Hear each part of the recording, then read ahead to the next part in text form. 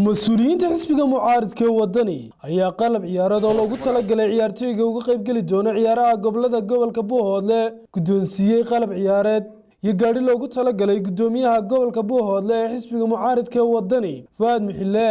ugu horeyntiina afhayeenka xisbiga mucaaradka ee wadani Ibrahim Mahdi Buuba ayaa halkaasi ciyaartooyga gobolka Buuhoodle ku guddoonsiyay agabkaasi dareyska loogu talagalay ciyaartooygaasi waan ugu talagalay inaanu kaga qayb qaadano dhiirigelinta dhalinyarta ka timid gobolkaas oo anaga xisbi ahaan si gaar ah ugu calaamadsan isla markaana aanu tixgelin badan u hayno gobolka Buuhoodle saas darteed maanta waxa aan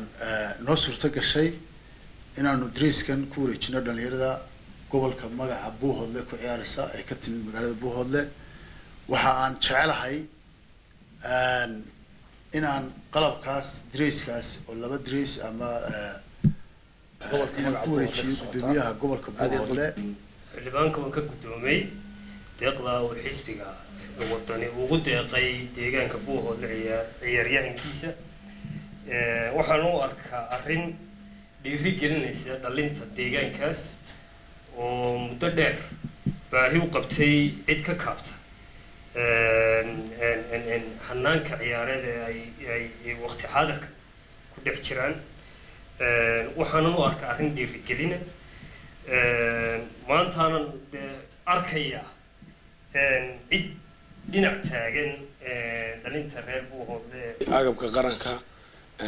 waxaan u mahadcelinayaa anigoo ah coachka qaranka Maxamed Raxaan Shaqaale Buuhoodle ahna loodo gobolkeena aad iyo aad waxaan u macnaha ugu dhiirigelinayaa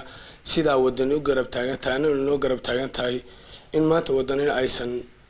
agabkan wax ka wanaagsan oo ka duwan inay maanta ay soo wado